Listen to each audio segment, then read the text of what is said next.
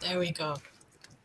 Right, good evening. My name's Janet, and this is the third of our Hangouts on air for our Shared Endeavour for 2018, which was the built environment. And this is combining quarters 3 and quarters 4 for a variety of reasons due to being busy and not being able to get the tech to work. But the first two, we looked at homes, houses, and we looked at workplaces. And this one's combining municipal buildings and what Alex called a lucky dip, but I've called other oddments. And I mean, municipal buildings were built for different purposes than houses or workplaces, and we use different sources to explore them. And combining municipal buildings and oddments works in a way because oddments are often either initiated by the municipal authorities or they need planning permission to get where they've got. And so they can use similar sources to explore them. So, though, how do I get my PowerPoint to go down? This is not doing what I wanted it to do. Right arrow. There we go. Oh, there we go. Sorry about that, folks. Yep, yeah. And those are some of the sources that we discussed in the first Hangout back in March on house history. And some of these are more useful for municipal buildings and others less so. So in this Hangout, this Shared Endeavour, I've used deeds, censuses, BMD records pretty infrequently, but others have come more to the fore, and we'll look at those later on as we go through. And the first of those are plans. And municipal buildings have plans. They have lots of plans. And those are the plans for the local town hall for the borough that includes Spring Hill. Spring Hill's only 12 houses. But that's for Rossendale, the local borough's town hall and library in 1904. The library is at the bottom left-hand corner. And the town hall is, the library's there. Can you see the cursor on the screens? Yes, is that coming through? Yeah. Yeah. So the library's there, the town hall's there, facing the church, which is there. And they look great. They look fabulous plans. And there's the library. And like most municipal projects, they had a phase 1 with the library being built first. There's the library not long after it was opened. And from the back, it is lovely. But if you remember the plans, which are up in the top corner, you're not supposed to be able to get at the back. It's an enclosed triangle. But there it is from the back. Those of us who were at the conference heard Jill Blanchard discussing house history, and she was stressing the importance of viewing your buildings from the front and from the back, and that the back may show secrets that the front has covered up. And the secret here was it was never finished because they ran out of money. So the library was built first, but the town hall and the offices were never actually built. And I suspect the only reason the library was built was because Carnegie paid for it. And so the town hall actually got that one for free. So, as we said, that's the library from the front, very grand, very swish, and from the back, which is red brick, rather cheaper construction that we weren't meant to see because it wasn't meant to be on shore. It was meant to be within the enclosed courtyard. So plans, use them, but don't rely on them because they often have different iterations as a project develops, and we'll come back to that later on. Because the history of a project before the building is actually built can be quite extensive. And that is a story in itself of how, particularly with municipal buildings, the designs changed, the uses changed, the materials in the construction changed in the planning before the thing was ever actually built. So plans are important. Where are we going to find them? Well, they may be in the town hall neatly filed away. They may be in the town hall in boxes and cupboards in the basement, in the loft, in various council officials' offices. They may be in the garages of former councillors and council's officials. I'm friends of a former borough treasurer, and there's all sorts of stuff in his garage that nobody would find if they were looking for it. They may be in the county record office, which for us is 50 miles away. They are often copied in newspapers as the plans were published and discussed and went out to consultation. And increasingly, particularly for modern plans and modern developments, that can be found online. So the library got built, but the town hall didn't. But we needed a town hall. So that building was taken over. It wasn't actually built as a town hall. It was actually built as an exchange club for stocks in the local mills. Many of the mills had stock that was held by workers, were quite actively traded. Stock as in stock and shares, not bits of textile. And this building, which is the grand Victorian structure on the right, was built in 1876 and was extended to the left to join the tram offices. So that's the original stock exchange. Those were the old tram offices, and it was extended to join up, and the whole lot became the town hall. And that's a picture of the original before it was extended. Part of the extension was like for like, as you can see there, and part of the extension was more in keeping with the old offices that it was adjoining. So that brings us to a second source for the history of our municipal buildings, and those are old photographs, because they can show the changes. And sometimes the historical renovations show up better on historical pictures, and you can see the different styles in that picture quite clearly. You've got the original building on the right, and then an extension in keeping, and then an extension that's the same level as the old tram offices, but with completely different window structures. And you've got 3 or 4 styles of building within the one development.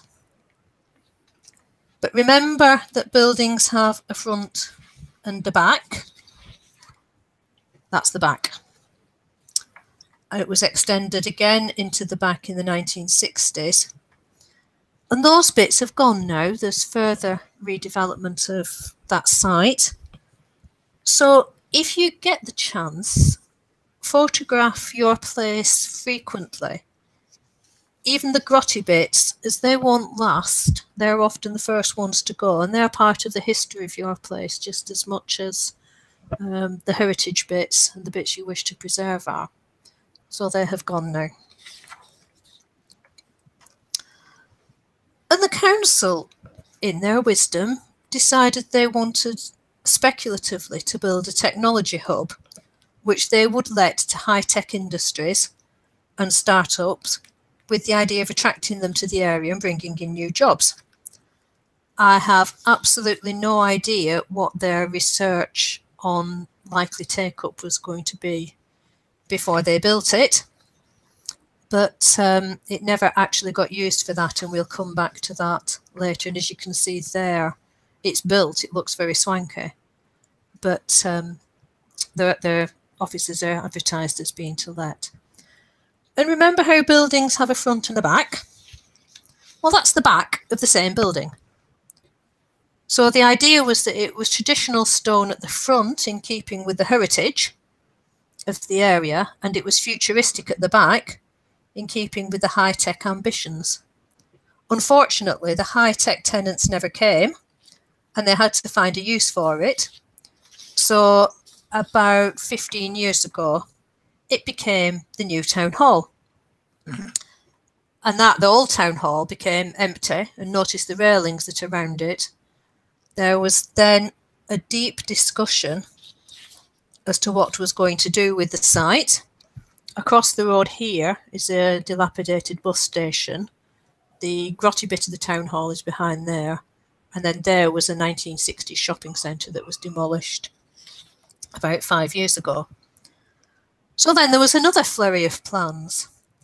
And note the grand title, the logo, the master plan, the vision, and the trendy project name, aiming to draw on the sort of cotton spinning, weaving heritage of the area, but ultimately means nothing. And these actually refer to the plans to redevelop the bus station. And these are they. The initial plans are at the top and include the demolition of the old Victorian Town Hall, which would stand here. Cue outcry, civic trust, appeals to English heritage. And then there were the revised plans, which retained the old stock exchange part of the town hall, but wedged between a car park and a bus station.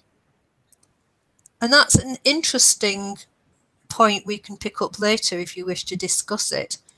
Does the survival of a building, but totally devoid from a historical context, count as preservation or not? The building survived, it's there.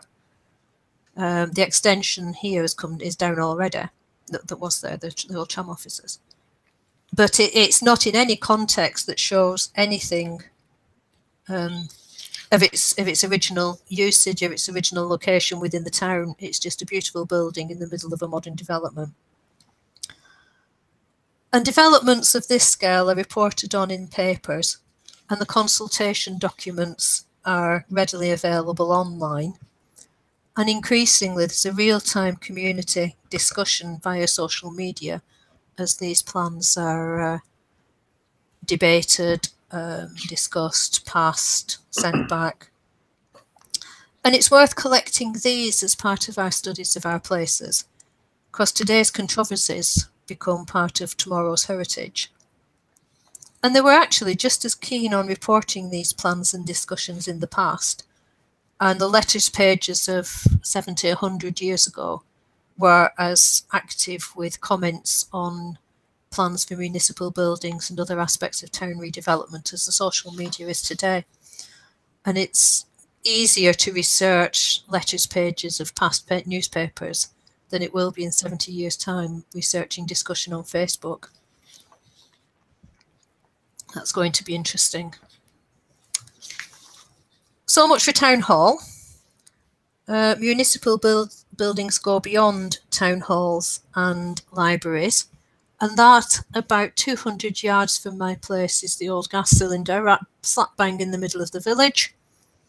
The cylinder is now demolished and the site is used for des reses. But the original stone that was in the offices, you may see it says Rossendale Union Gas Works, 1876. That has been preserved and is just standing at the roadside in front of the des reses as a memorial in situ to what the buildings originally were and what the site was originally used for. But many of those have been removed and have found their way into heritage walls and similar things. They are preserved, but again, they're outside their historical context, and any accompanying text may or may not be accurate, so that needs researching. And there may be some site distant to their original site, so search widely. And if you have heritage walls, this is 4 miles away from some of the buildings that are commemorated there. So if you have heritage walls within a reasonable distance, it's worth visiting them and seeing whether they have any date stones or inscriptions that are pertinent to your place. But we are very lucky in that a local historian gathered together every date stone he could find in the local area, and there's hundreds of them. He drew them and he collated them first by region and then by date. I think it was a true labour of love, and many thanks, Mr. Taylor, it's great. And the date stones with initials also give a link between buildings and people, and you can research the role that these people played in the building, often the architect, but not necessarily so. And this page shows date stones on a wide range of buildings, and many of them have municipal connections. So at the top, you've got a memorial on the top of a hill about 4 miles up the moor, in the middle of nowhere, that was actually to a former mayor. Underneath that, you've got an old mill grinder. Underneath that, you've got an outflow of a reservoir. Underneath that, you've a church, and then a local institute, and then a dwelling. Now, it would never have crossed my mind to look for date stones on a lodge outflow. And a recurring theme in one place studies seems to be to look widely, because information that's relevant may come up where you don't expect it. And we can link the history and the municipal built environment, even if there isn't anything directly in our place that is of municipal origin. This is in Spring Hill. This is the debris of a flood in my place in 1910, which washed down all this stuff from the moor. And recurrent flooding leads to a wealth of documents relating to risk assessments, environmental agency reports, etc. And in turn, they turn into things like this, which is a debris screen further down the river to trap debris that's being washed downstream, stop it blocking further down, backing up and causing flooding further upstream. And again, you can link history, reportage, assessment documents and built artifacts to put together a history of what has been going on in your place. And even something as mundane as a debris screen is part of the heritage of it. And that's a further example of river damage, about 200 yards from that debris screen. And that you're looking at the floor of where a house once stood. And there's a hole here directly through the floor that leads into the culverted river that flows along there underneath them. And the quote is from the Rossendale Free Press of, sorry, I haven't got the date to hand, it's in the local paper. And that was discovered by a self-confessed sewer rat. The house was empty, and he was crawling through the culvert and looked up and saw straight up through the hole into the inside of the house. And he photographed this and put it on his social media, where the press picked up on it and realised that a house that was empty and had been boarded up for some time was actually in imminent danger of collapsing into the river and taking half the rest of the street with it. And that leads to another question, and that's the role of urban exploration in our one place studies. I don't know if you have much urban exploration activity in your place. I suppose it depends how urban your place is, but there's some quite active groups locally. And they explore culverts, underground reservoirs, dilapidated buildings. So top left is actually an underground cavern, pretty much underneath Spring Hill. It's an active reservoir, it contributes to the water supply. That is inside the old hospital, which is now Des Reses, built originally as a workhouse and then converted into a hospital. And that was the old Rossendale United football ground after the club folded. Now, this is not one of my hobbies. They would argue they are doing nothing wrong if they do not force entry and they do not steal. I'm not sure whether it's legal. Those are the rules, at least in the UK, those are the rules that they claim to act by. So one question for discussion is, what do people think about using the pictures and the other information that they acquire as part of our studies?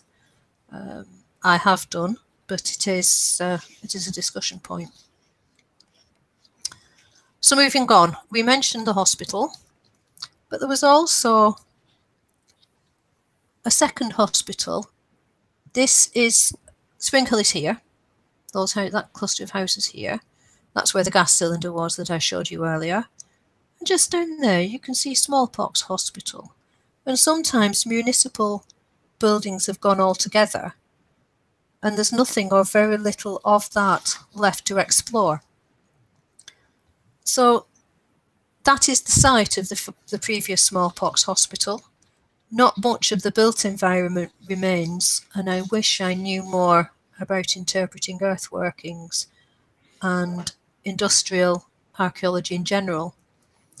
But there's not much that remains of the smallpox hospital because there's not much call for a smallpox hospital nowadays. But if you check the latitude and longitude from the map, then that's where it was. Back to that map, which is the one I showed you before.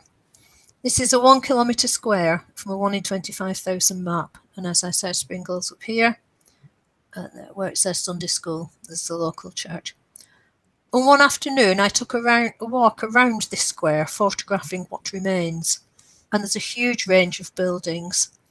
There's residential, there's industrial buildings, there's the old quarry, tramway, there's the gas cylinders, there's bridges, there's mansion houses, there's current churches, there's redundant churches. So I photographed as much of it as I could, and then trying to find pictures, old pictures, of the same areas. And that's a page from my website where I have put these pictures, the old and the new. So there, for example, is Greenhill House, where my great-grandmother lived, as it was in the 40s and as it is now. That stone you've seen before. That was an old cotton factory. That's an old railway station, which is now gone. That is the site of where the railway station was as it is today. And you can add to the collection, you can make notes or links to supporting documents. And I found it encouraged me to look at the full local area and not just the bits that are either easy to research or the ones that come easily to mind. And that 1 square includes both gas and electricity works. We mentioned utilities earlier. So that's from the gas one, you've seen that before, and that's from the electric works about a quarter of a mile away. And as a Spring Hill collection, that is actually, the substation is actually in Spring Hill. Thankfully, both of these date stones are actually in situ. They're not in heritage walls miles away. And again, even if these buildings aren't directly in your place, they may have a local connection because Charles Patrick, a major Spring Hill landowner, had shares in the gas union which he left to his niece. And as I've said, that substation is in Spring Hill, and next to it, although not there anymore here, was an old British telecom telephone box. Remember them? Anybody got any of those in your places? Mm-hmm. But utilities have to get to places somehow, and they take the route they do for a reason. So this is from the hill above Spring Hill, looking down on it. So Spring Hill will be here. And you have Main Road that cuts across from east to west across here that we'll come back to later on as well. You would imagine that the water pipes run along the road, through the village, and then off into Spring Hill to the north. But they don't. They run along here, behind these houses, through the field, through the woods, and into it that way. Because when the pipes were laid, these houses weren't here. There was a house here, there was a tiny road, there was a cluster of houses here, and they just laid the pipe straight across the field. Oops. And that's the easiest way to get the pipes away. So when people come expecting the pipes to be in the road, which United Utilities have dug the road up expecting to find the pipes, and they're not there. And there's also documents in various Spring Hill deeds that show a second set coming directly down the hill into Spring Hill from the springs above the village. And many of the houses in the area still do have an independent spring water supply. And they have been useful when people have been trying to build on these fields to indicate where the pipe working is and encourage the developers to avoid them. So that's utilities. We'll move on to signposts and milestones. This is a road sign in a place called Haslingden, which is about 3 miles to the west of here. There's no milestones of much interest in the local area, but sometimes the signposts and the milestones can tell a historical story about your place. And as I say, this is in Haslingden, about 3 miles west.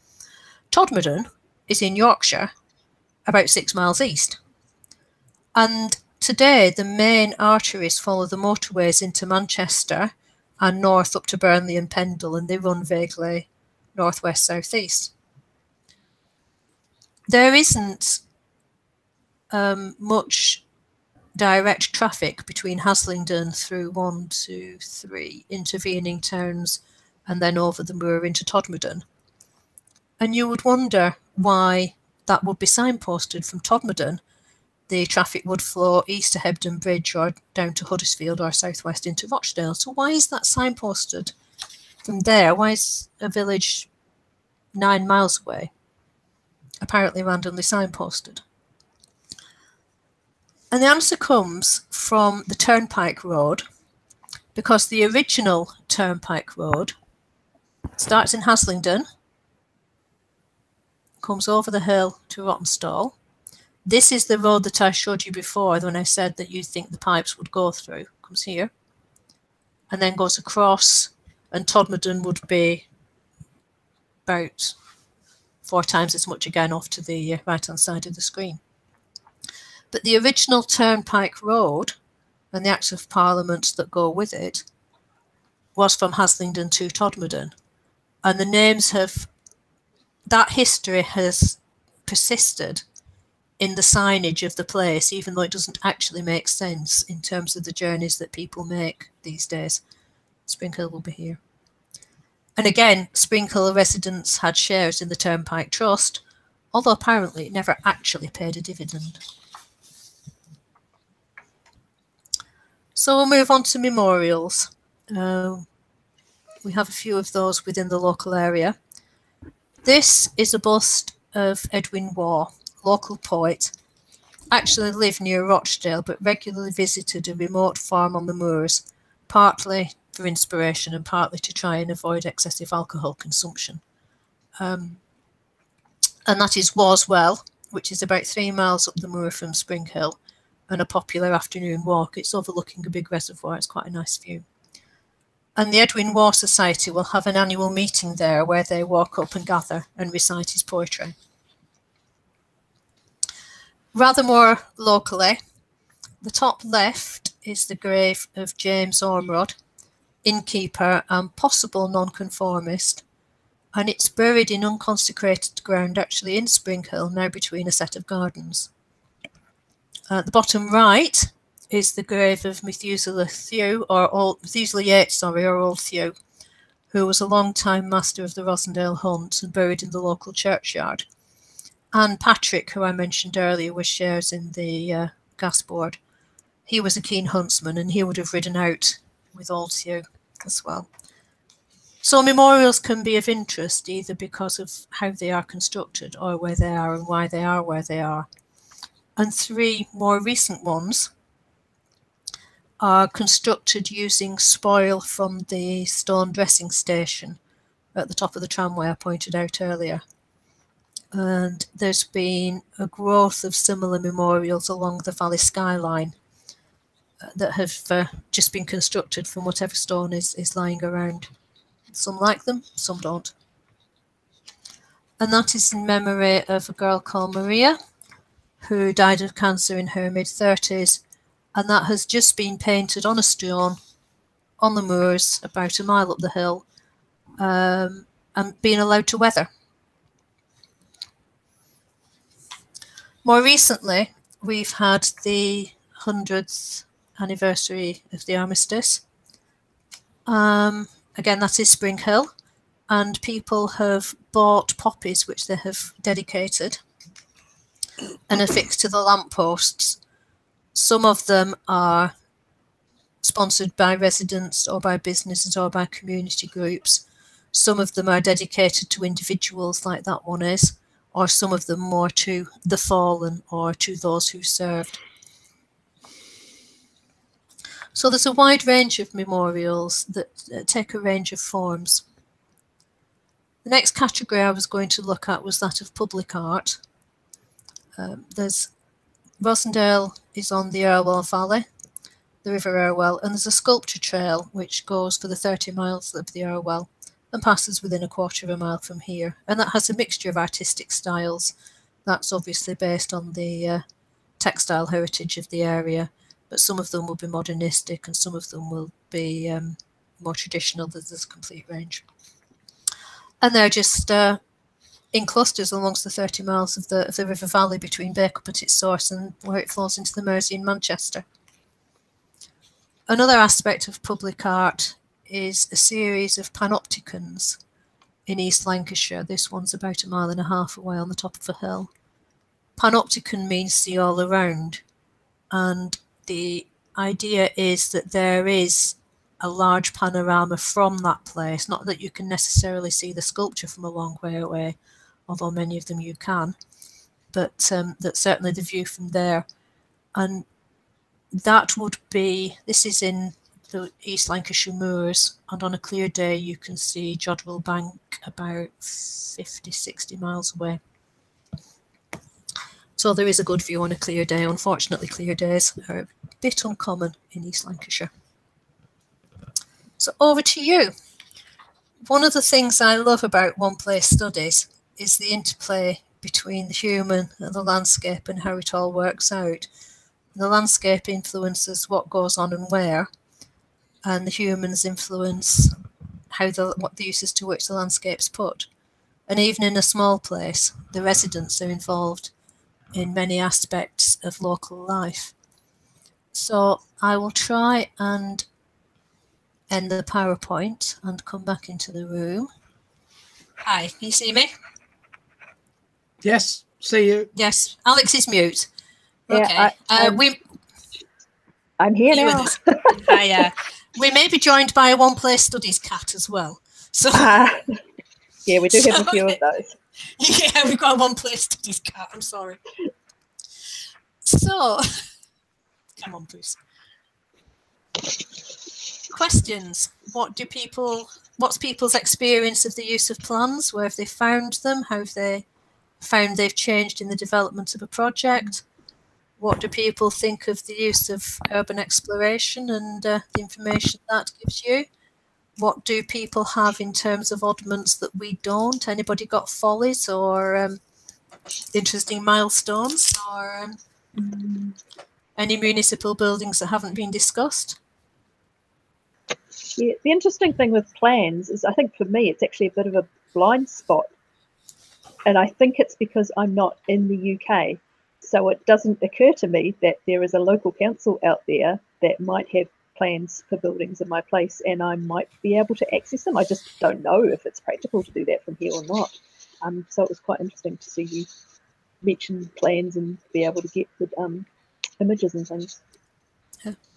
You should be able to get modern ones if there are developments going on in your place, because if you know which borough it is in and they have a website, then often they will be published online. So okay. if there's housing, because they were published there and inviting consultation periods.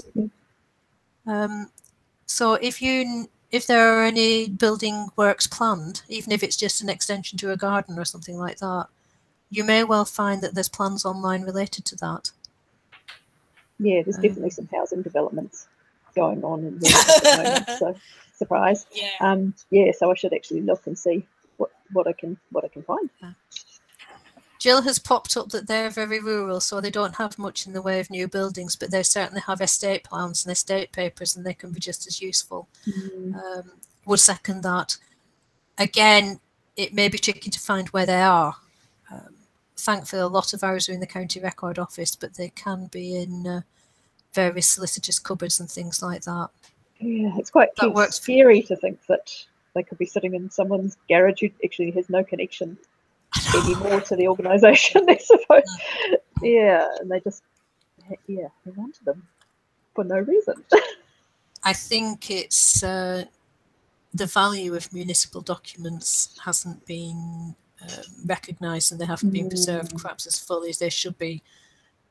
They're all working documents, but the other thing, of course, is that as these decisions were taken, they will be in the council minutes, and certainly for my place, they're preserved in the local library.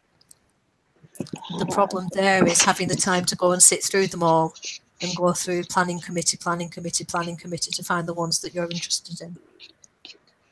Yeah, I was going to say that about we're a village and we don't have much in terms of municipal buildings, but there are bits and pieces, mostly in newspaper reports about. We had a reading room, sort of working man's club place, and adapted. And there's no record of it now, but there's records, but only in the newspapers and in minutes of meetings.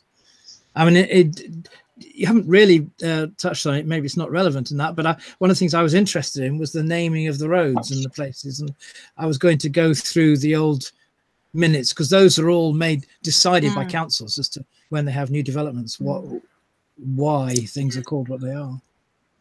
Most of our roads are named after the place they go to and from, but yes.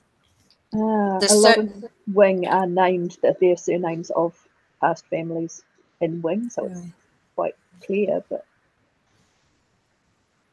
and we just have the old road and the new road. Well, that's simple. My son was at New College in Oxford and used to love telling Americans that, because it was established in 13, whatever it was. That was so new and old are relative. Yeah. It's important historical information, the distinction between new and old. So. Well, the new was the turnpike. It was quite obvious because there were only the two roads in the village at the time. Yeah. Well, I don't think we had much in the way of municipal buildings, but we had a telephone exchange. That's gone now. Yes. And I'm sure we had other things that I've not considered. Our telephone exchange is still there. I mean, these are not very few of these are in Sprinkle itself. They say it's only 12 houses, but yeah, there's a telephone exchange. Jill's popped up. Sorry. Jill's popped up about English heritage and the role that they might have in community projects. With reference to the Fever Hospital, there's certainly archaeological digs that are going on in the area, so that might be an interesting one to explore. Yeah. Sorry, Peter, go on. I was just going to say, we do have a milestone that's listed, and it's actually being painted this month, or in December, I think. You know, they've got a budget to paint this milestone on permission. So, but it's on the old turnpike. It goes through our village, so it is fairly meaningful. And are they doing it sympathetically? I don't know. White, I think. I don't know. It's interesting. Of course, it looks as if it's sunk, but probably the ground has been built up over the years around it. I've never heard of urban. What was it? Urbex. Urban exploration. Yeah. Oh, I have. There's several buildings near here where they've explored old hospitals, old war bases, and it's quite scary looking at their websites. Okay, what they do. Yeah, I think it's illegal it's trespass. It's potentially trespass, but I'm afraid I'm quite happy to use whatever I can find. If not, not necessarily publish it, but use it. Well, I have got permission to publish those. I'm not involved myself. It's not one of my hobbies, but no. Certainly some of the pictures that they bring are quite interesting, because buildings are closed and artifacts are left in situ. And then 3, 4, or 5 years later, they're there but decaying. And it's quite interesting to see that aspect of how they were. When you ask about the heritage of buildings, of course, if you think about Liverpool, quite a lot of the central buildings were built with slave money. You know, it's not necessarily, they're not, because they've been built officially, doesn't necessarily mean they're all morally right. That's an interesting point. Yes. Yes, that's a good point. Wow. Yeah, I never thought of that, but that's true. And of course, the docks. Liverpool, they've built, I think, a museum about Slade. You know, they're starting to acknowledge the history of that. And it's quite sympathetic as well, I think. I've been there. And often if there were public subscriptions for buildings being built, and so then you can pick up the names of the families that have contributed, and there may be one or more major family in the area that's contributed a lot, and looking into their background to work out how and where they made their money to be able to donate to local buildings.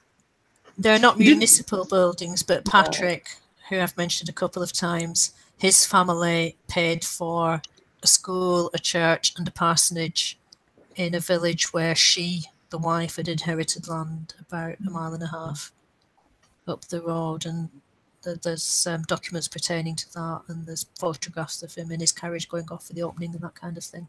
But they're not municipal, so I didn't include them. But sorry, Peter. No, I mean, I was going to say, you haven't mentioned workhouses. I don't know whether that's...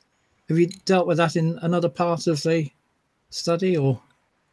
Would have been covered in that third quarter, because I would still consider those a community building. But if we don't have that's one of the bits that I am interested in is where our little workhouse was, because it was established. Have I lost you? No, you're here. I haven't. Okay. It was established just before the union was established, so we only probably had it for 10 years or something. So it disappeared fairly quickly. We know where the union workhouse was in St Ives, and that's all redeveloped as flats. But we had one in our little village, and there's conflicting evidence as to where it was. So an interesting thing. Yeah. There may not be one in your... So go on. Also? And also there's poor housing. The people built housing for poor people. One lot after our fire, and another lot was generally sort of on the parish type housing. No, it's not municipal building as such, but they still do that. It's called affordable housing. Yeah, well, it's meant to be. Yeah. And actually, they were boarded out. Okay, that's interesting, within the community itself. But one thing about the affordable housing is there's a municipal aspect to that, because there are often regulations as to what proportion of a new build should be affordable housing or social housing. And then there's always discussions with the council and the developers to try and get that amended for something that makes a bigger profit. Yeah, we've got 2 developments being proposed at the moment, and we know from previous developments, they say it's going to be 20% green land and 30% affordable, and by the time it's actually built, all those good things have disappeared or reduced down, and you hear the mealy mouthed councillors arguing, well, it's better, they need to make a profit. And but back to the workhouse, Alex made the point that you may not have one in your place, and that's true, but your place will be covered by a workhouse somewhere. And so it's how you want to approach the history of your place and your place in its context. So it will be in a parish, even if the parish church isn't in your place. It will be in a poor law union, even if the workhouse is some distance away. I was surprised we had one in Naz. I mean, it probably only had room for 2 or 3 people, but it was, and it was before the union. We did have about 6 or 7 families in the union workhouse at one point. That was. And Jill was saying hers was in the nearest town. How far away would that be, Jill, roughly? 10 miles. That's a fair distance. Yeah, it's a fair step. Ours would be about 3. I did show a picture of it inside. It was one of the urban exploration pictures, because it started off as the workhouse, and then, as is often the way, was converted into the hospital. And then with the rationalisation of health services over here, the local hospital closed and was incorporated into the shiny DGH up the road. And then that was knocked down and became Des Reses. But it's not so much now, but certainly I'm slipping into my day job as medicine, but in the sort of 70s, 80s, 90s, there was a generation of people who were admitted to the local hospital but could actually remember it being the workhouse, or certainly remember their parents talking about it as the workhouse, and it still had connotations for them. There's not many of those left now. But yeah. Anybody got any good public art? I do. We've got a bus. We've got a bus stop. People seem to use it as art. Yes. I do Sorry, have somebody else. I do have an interesting sculpture, but I'm saving that for the next issue of Destinations. You'll see a beautiful photo of that. So I don't want to spoil the surprise. We do have some nice ecclesiastical art in wing in the roof of the church. Is an 15th century carved oak with angels and figures all the way along the internal. Wow, that sounds nice. Yeah. So yeah, you have to remember to look up, and obviously it's difficult to photograph unless you have a decent camera and a tripod. I'm not even sure you're supposed to use a tripod in the church. And you're probably too busy being distracted by the other memorials and things inside the church. But yeah, if you look up, they are there. That's quite interesting. Oh, Jill has a holly. Excellent. 1754. Wow.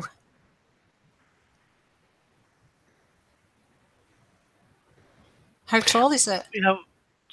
Sorry. Go on. We have a couple of old air raid shelters. Yes. Which I remember going in when I was a kid, about 50 years ago. Yes, didn't we all? Yeah. You used to be able to find these little flat batteries about sort of 2 inches across and half an inch thick. I assumed that I was told they were batteries. I have no idea how they worked, but they are still there, overgrown with ivy. But that, I suppose, is a municipal building. Yes. It might be our only one. Yeah.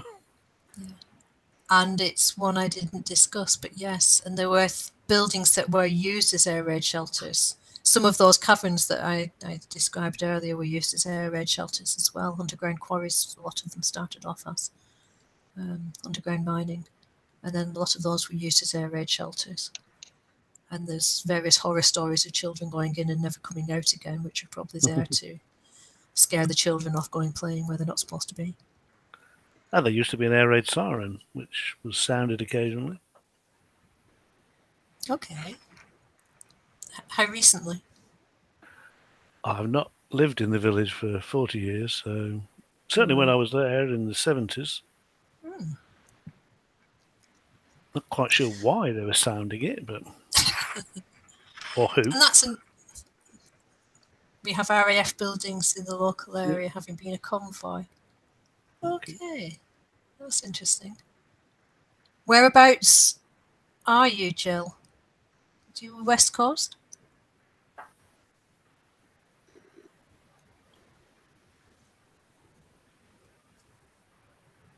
West Coast of Scotland. Yeah. So do you have fishing buildings as well?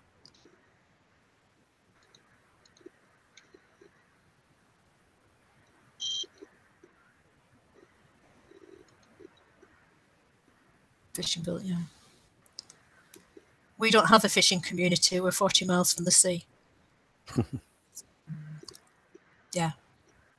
Yeah. We have canal bridges, which I think are listed in some way or other on Historic England. There are 5 bridges, I think, in the village. Over which canal? Trent and Mersey. Trent and Mersey. Yeah. So they were built 1770s, 80s, something like that. Quite early. Yeah. Yes. Yeah. And then again, you've got why did they build the canal the way it goes? A nice level area skirting the village. if you look at it, you can see where it went, why it went most of the way, and part of the way it went because the local landowner didn't want to see it. So he made them move it.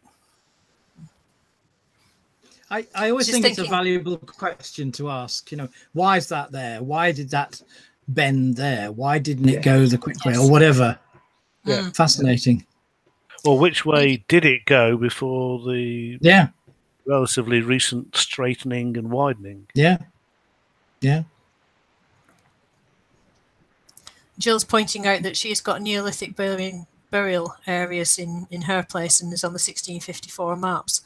I mean, Wow. we've certainly documentary evidence of people living in Spring Hill area from 1507 when it came out of forest law, but there's not many buildings related to that time. Some of you who have in places with an older history might have older churches that have aspects that predate 15th, 16th, 17th century, certainly. Yeah. But from canal point of view, 1700s was the main canal digging time, was it? Yeah. I think it was Trying to remember my 1770 something it came through. But if you think of the Rochdale Canal, which is the one over the Pennines, not too far south of here, where it is locks and where it is tunnels, and why is it tunnels here, why is it locks there? Because neither of them would be easy either to dig or to navigate. And at Peter's point of why does it curve where it does, why does it go where it does? Sorry, go on. I think the tunnel in Armitage is the only narrow tunnel, and that was because they wouldn't allow it to be widened. So there's no towpath. They had to leg it through the tunnel. I think all the other tunnels are wider.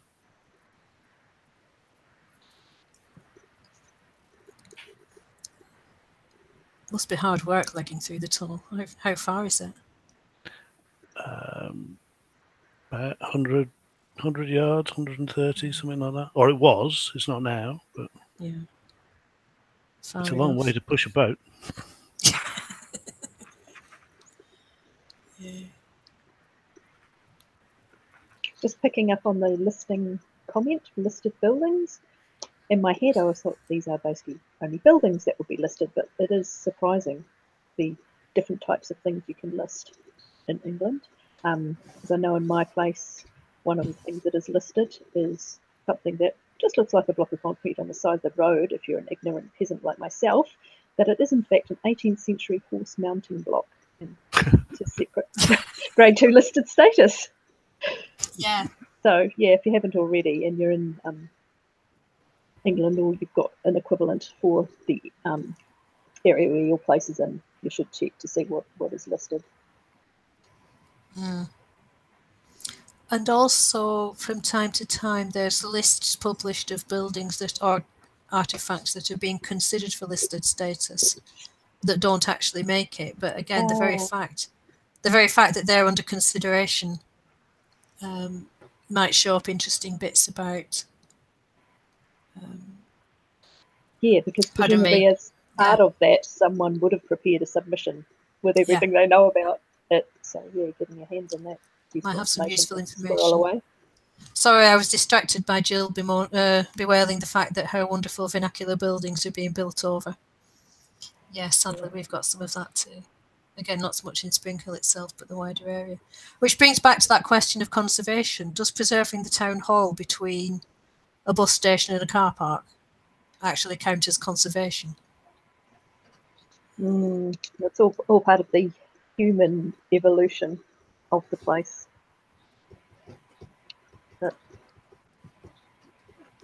It would have been poorer if they'd have knocked it down, wouldn't it? Yes, that's true. But having saved it, they've now got to find a use for it. So they didn't. So it's just sitting there, not being used at all. No, it's been sitting there since they moved from that building to the more futuristic one with the stone front and the blue back. Which was, again, a building they built speculatively and then found that wasn't being used, so they had to find a use for that. And in finding a use for that, they then didn't have a use for the other one. And it's been sat pretty empty. since that time. Yeah, which is a shame, yes. because if it's in a useful location, it's like, well, it should be used for something and have some life about it.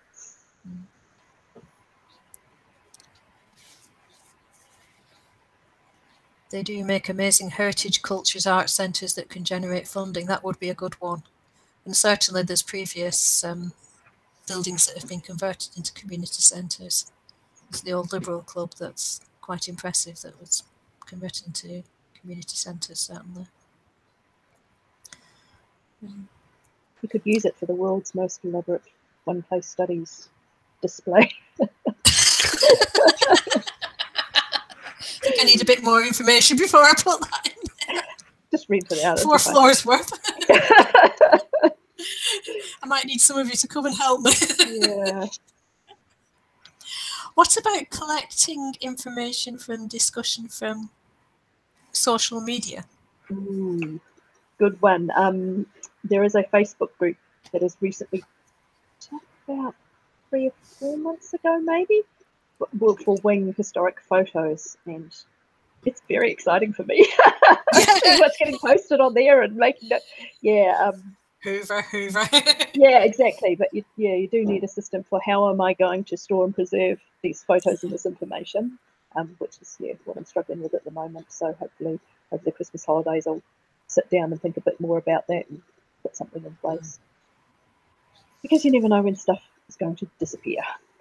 Yes, and it's having time to extract and preserve it all and build it and use it systematically. What happens if they have posted photographs there which they don't have the rights to? Because a lot of people do that. If you save that, are you contravening any copyright legislation? It's presumably an issue for them, but in terms of for us, for preserving, so long as we don't republish it. But then if you're going to take it, you might want to put it on your website, for instance. Yeah, well, that's where you would need to hunt down and find. Don't. Talk to whoever's posting it and see if you can hunt down where did it come from. Do they hold the copyright? Who holds the copyright? Otherwise, you wouldn't be able to do that.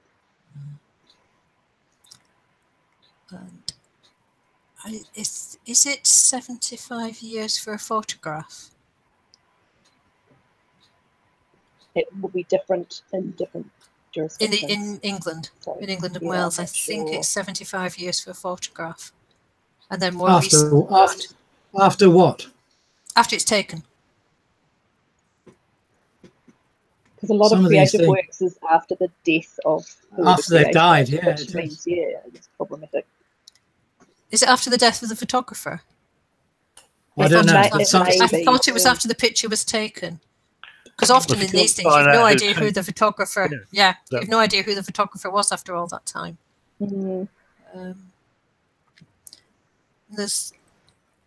I think there's a lot of old pictures that have copyright notices on them from family history societies and things like that that aren't subject to copyright anymore, which is why they can publish them in the first place. But certainly, if there are modern pictures, you should get permission. Jill posted a link to Geograph earlier, and the picture of the folly, I think it was.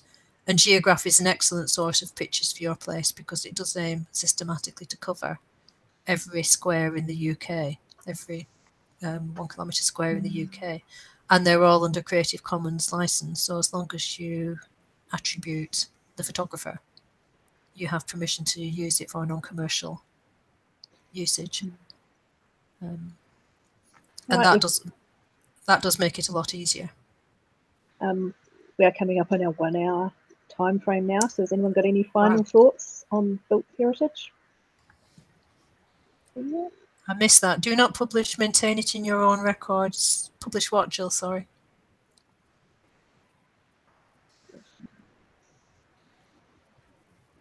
Yeah, I think Jill is suggesting the approach that I tend to take with that. If I see something, I'll grab it. I'll keep a copy for myself, but it won't be published anywhere. Yeah. Until you know what the copyright status is. Don't publish if you don't know the copyright. Yeah, she's right. she's right. And I need to check the 75-year rule, so thank you for that. Preserve, I think, is the word you're looking for, Jill.